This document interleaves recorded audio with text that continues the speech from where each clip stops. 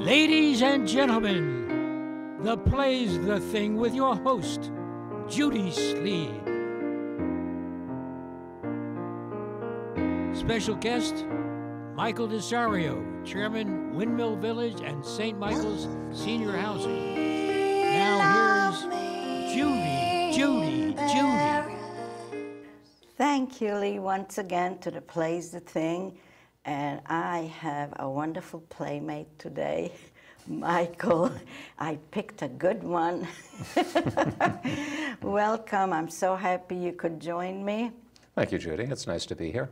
And you have a big title, housing for several locations.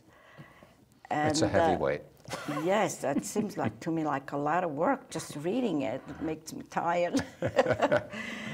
So how come you're looking so good and relaxed when you work so hard?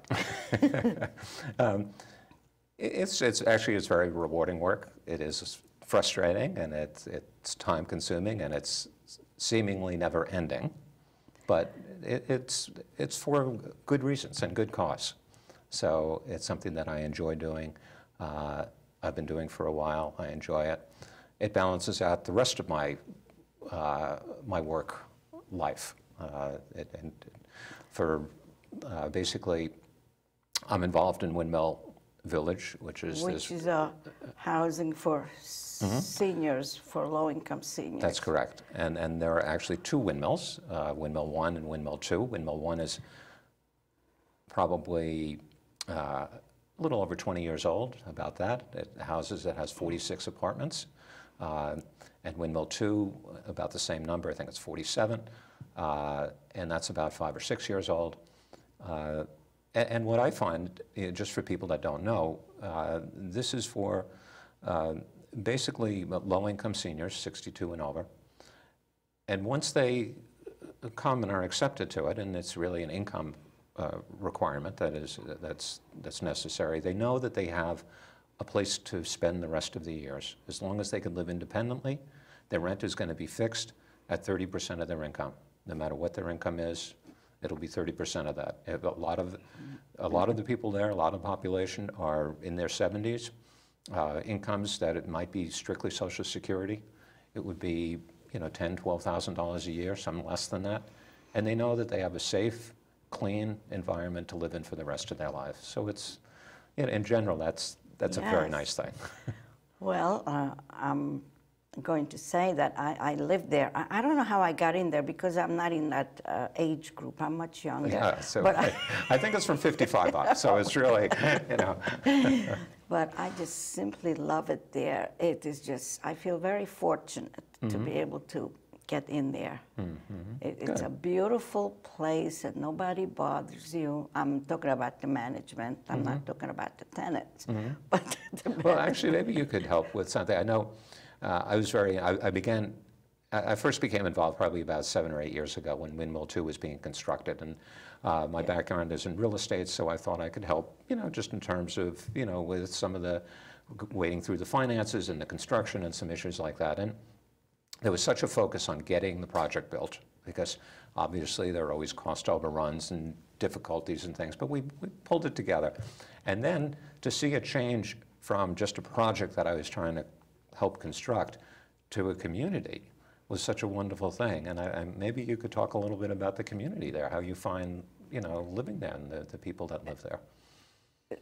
The whole area is secluded. I mean, I had trouble finding it when I first heard about it. And when I tell some people where I live, they all say, where is that? So it's away from the village, and yet it's so beautiful. It has a beautiful landscaping. It has trees and grass, and it has a place where you could do your laundry, you get your mail, and when it snows, they shovel, and I just don't have to worry about anything. Sounds pretty good. It is. Yeah. It is, and when you need some help, there is a maintenance person there, and he's very nice, and he helps you out with little things, just like any other apartment buildings. And sometimes he can't do it right away, but so he'll do it next day or the day after when there is time, and it just absolutely wonderful. That's great. Glad to hear that. It really is nice. It's a nice, I find, group of people. Most of them, many of them have been in East Hampton all their lives, and maybe they were in a situation where I think if it was not for Windmill Village and that opportunity, they might not be able to stay in East Hampton. So it's rewarding also to see that they could continue to stay in the hometown and the town that they've spent, you know, generations in. It's quite nice. When you mentioned about landscaping, it's interesting. One of the tenants was particularly instrumental in making that happen. He loved landscaping, and he would go to the local nurseries and solicit donations, and it worked out quite well. So it really... Is he still there? Mr. Hans Gregorius is still there. He did a lot of work. Thank you, Hans. Yes, I mean, I just feel very fortunate to be able to live there. That's what I have to say about it. And anybody who thinks otherwise, you know, like you said, some people are never happy. Right. Yeah, no matter what. You know, some people, it's their nature, they have to complain about things. But let me tell you the new project that we're working on. It's over at St. Michael's Lutheran Church over in Amagansett, sort of the last Lutheran church out before you get to the end of Montauk. And Windmill Village is a nonprofit corporation. Its directors are all nonprofit, including, or all volunteers, including myself. I do this just for the thrill of it. And our mission basically is to try to provide senior affordable housing. So for many years, the Lutheran Church in Amagansett has been trying to, they have 6 acres over there, and they've been trying to construct some affordable housing. And it's pretty cumbersome wading through, you know, the different governmental agencies to get the funding, to get the approvals, to get everything. So I know they've tried for 20 years, and you know, with difficulty.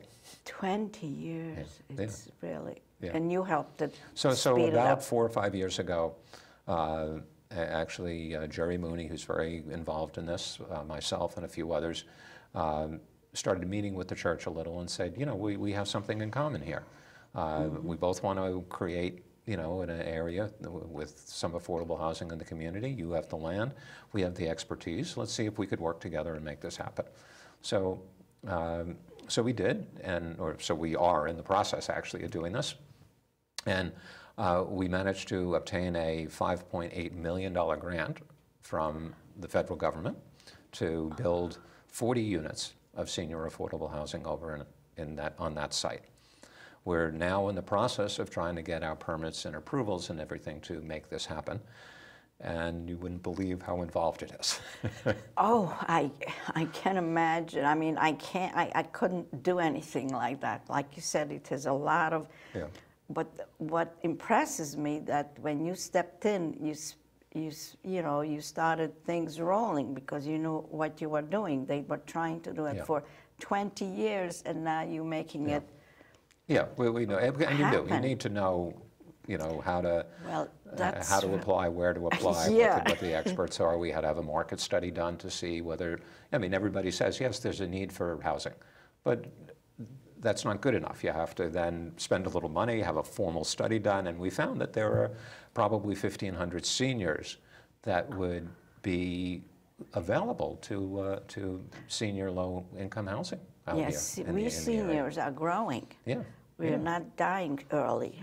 Hey. And we're all going to join you. We're all there. We're getting there. So where is this about in Amagansett? Did you say it was near It's the across end? from, near the end of the village. It's across from the post office. There's the Lutheran church that's over there. And, you know, there's kind of a big grassy area. The Lutheran church sits up there. And you're already accepting applications? No, it's a little premature. We hope to break ground by the end of September. Construction will take us about a year, and so it's a little premature for that, but the East Hampton Town Housing Authority, headed by Tom Rule, will be handling the applications when we do. So they would be the office to call. I would probably, for those that are watching, I'd probably say, you know, keep your eye on the papers, and maybe 6 months from now, as the project is developing, there'll be some advertisements, and you know, please call and do it. We hope to make it a very nice place to live also. We're working on it to be as green as possible there. This will be actually, for those that care, a south of the highway project. Oh, south of the highway. It will be south of the Wow. highway, that's right. It's going to be more choice. But it'll be the same price, 30% of your income, that as long as, you do have to be a low-income senior. I think that's the guideline at this point, is somewhere in the $30,000 range. Most of the incomes, as I said, are under $15,000, many are under $10,000. So it's really quite helpful for people that would not live here if they couldn't continue to live here. And you're going to have like studio and one-bedroom units? There'll all be one-bedroom units. All one-bedroom? Well, it's interesting. We're getting a grant from HUD, Housing Urban Development Corporation, and their requirement is that we can only build a unit that's 540 square feet, no more. That's it. The town has a requirement that we can't build anything smaller than 600 square feet. So we're in a little bind here. Fortunately, one measures from the inside of the walls and one measures from the outside of the walls, so it kind of works out. So, you know, that's just one of the things that you have to know how to handle and works through, but we did. But there'll be one bedrooms, it'll be very nice. They're, as I mentioned, we're trying to build them as green as possible. They're all going to be oriented to the south. They will have either a patio area or a balcony area. It's a two-story building. Two-story? Two stories. That's different. Yeah.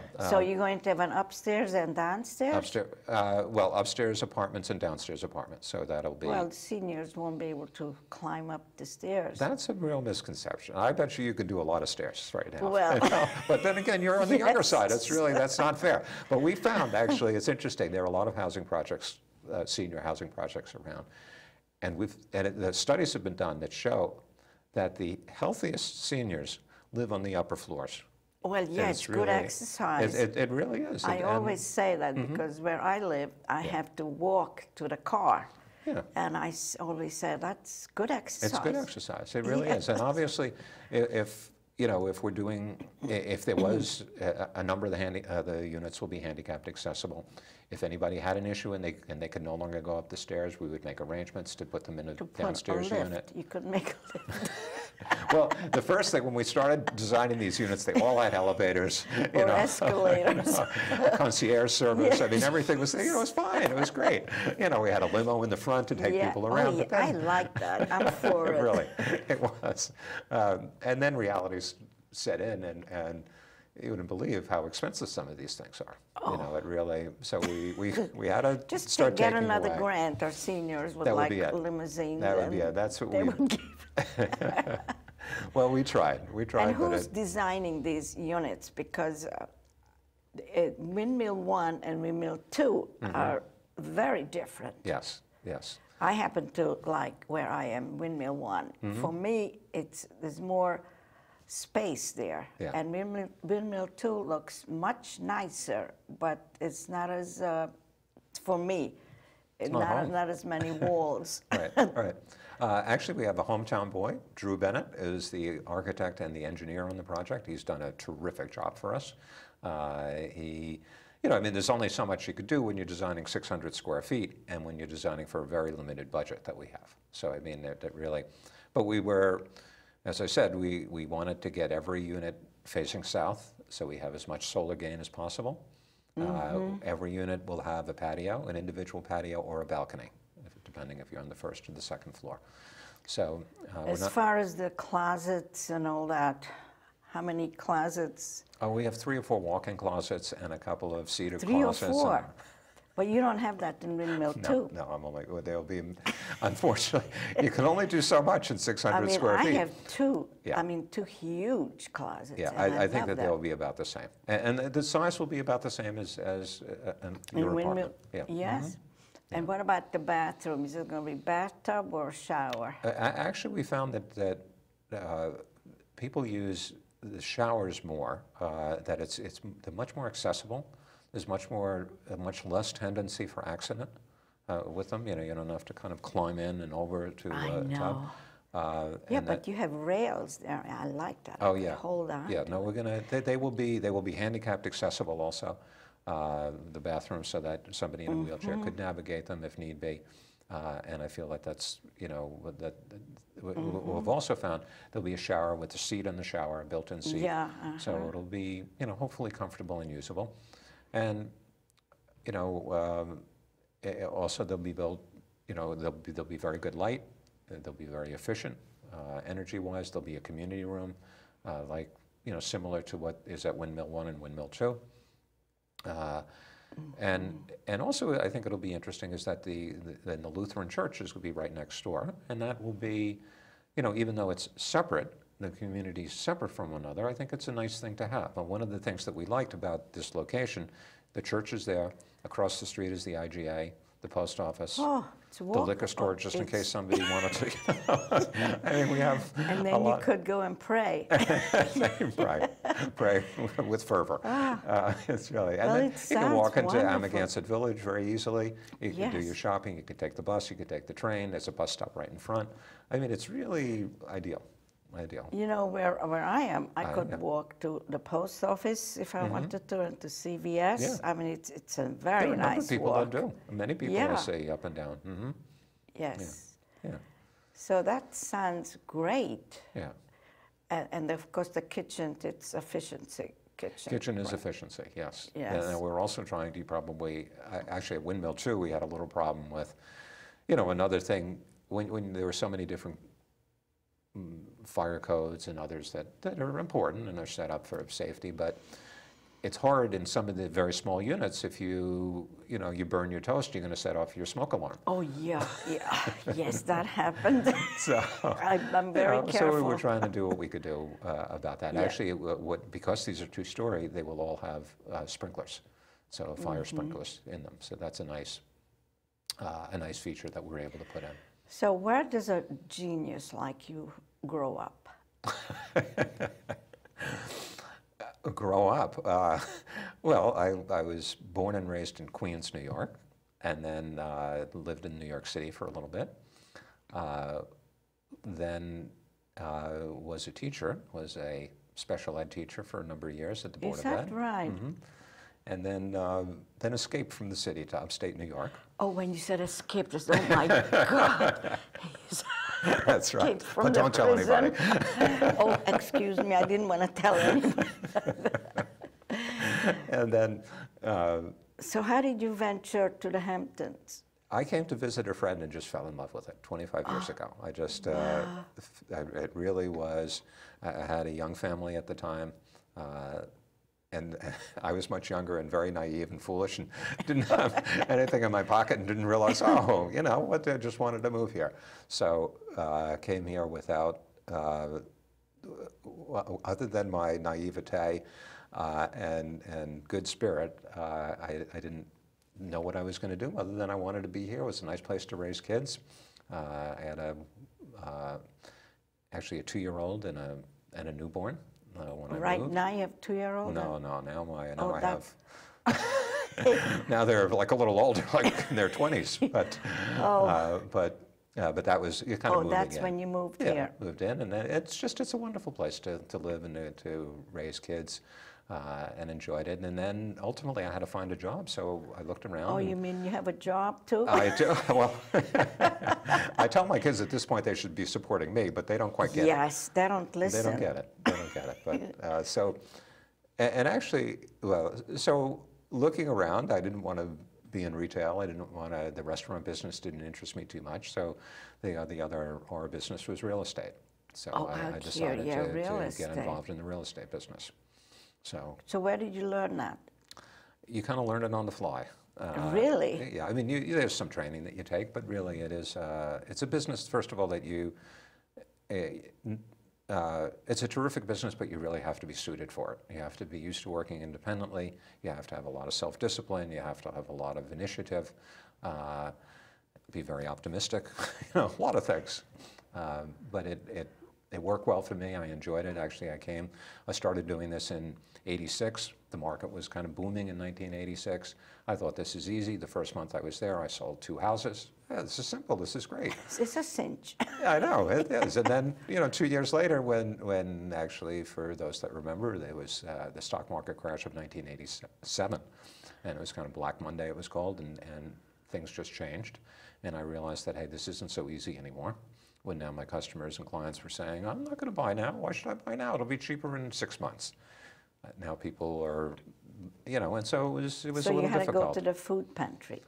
I had to do what I had to do to make it work. So I worked a lot longer and harder for a lot less. But all in all, I made it work. And then lo and behold, 92, 93, things started getting better. And then it was good for a while until, lo and behold, the cycle repeated itself a little bit. So you said you were a teacher before that? Yes, I was a special ed teacher. Mm-hmm. And before that? Before that, I was in college. College. And before that, no. And before that, you were in school. Do you have any siblings or who are as bright as you are? Well, let's see, with the sibling rivalry we've got. My brother actually is a professor over at Suffolk Community College. So he's been a professor there for 35 years, which amazes me because, he was there he was ready to retire, and I'm still figuring out what I wanted to do when I grew up. But he does, he's does well over there. A sister who also actually works at Suffolk Community College, and we're all somewhat in the area, so it's quite nice. Yeah, and where did you steer your children? Let's see, one is in Manhattan as working at a charter school in New York City. So what kind? A charter school. That's kind of a kind of a pilot program where they instead of being part of like an official part of the Board of Education, they're sort of an alternative school, and it does receive some funding, but they get an opportunity to try out some new initiatives, teaching initiatives. So she's at one of the schools up there. There is one here out in a charter school. The Ross School. The Ross School, is that what you were talking about? No, there is some place close to here where we are, near. Oh, the CDC? I think, yes. Child Development Center? Well, I'm not sure, but I know that some kids go there, charter school, and it's in this area somewhere. I think the schools here actually, it's quite good. You like the schools here? I think the schools are good. I was happy my kids started off in some private schools, but ended up going, for the most part, to public schools. One of my kids went to the Ross School, which was a number of years ago. It was a very fortunate experience. It was when they were just founding the school. Everybody likes that school. It was quite terrific. Yeah. I think it has, there's a lot to offer out here. It's really a wonderful place to live. It is. So what else do you do? Do you have any hobbies? I love to be outdoors, and this is a place for it. Right. Hopefully, when we finish up, I'll get to play a little golf. We'll see if the weather still holds, which it should. I hope so. I hope so. I keep telling them to let the weather be nice and warm, and they don't listen to me. Yesterday was so windy. Yeah. It almost blew me away. Yeah. No, but it's today looks nice. So I enjoy that. I enjoy kayaking, biking, hiking. I like to, just beach walks. Yeah, no, I spend a lot of time outside. And in my... Oh my gosh. Oh, that's not me. That's not mine.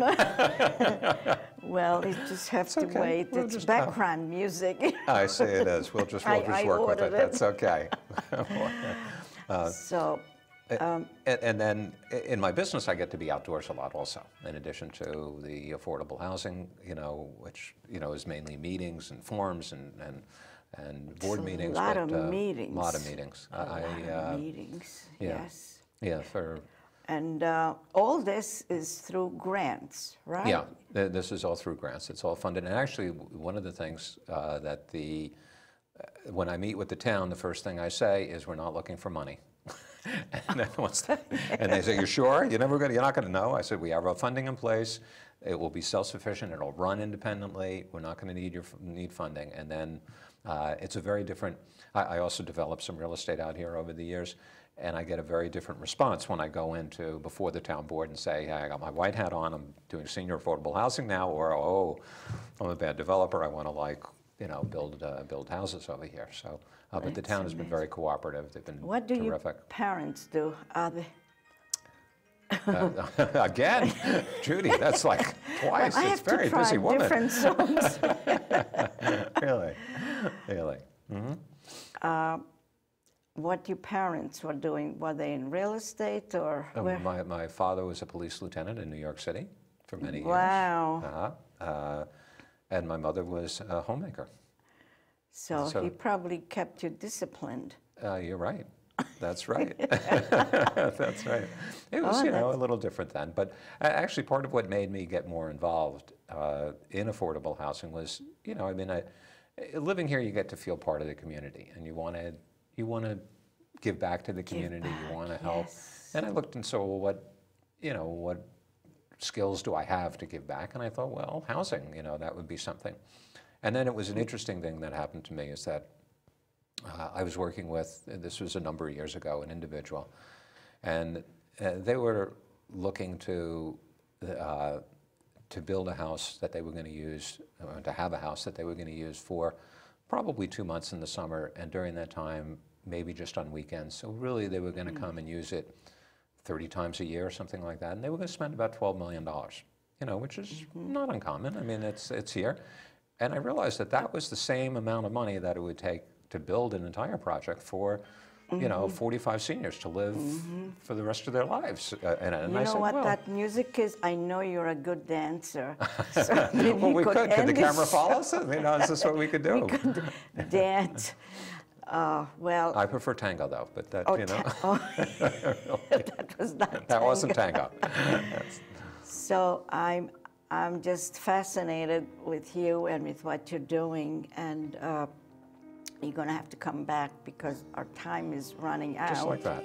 It went so quickly. Yes. I appreciate you having me on. It was nice to. It's wonderful, and as I said, I'd like to know more about what you do because you're a fascinating person. Oh, Judy, thank you for having me on.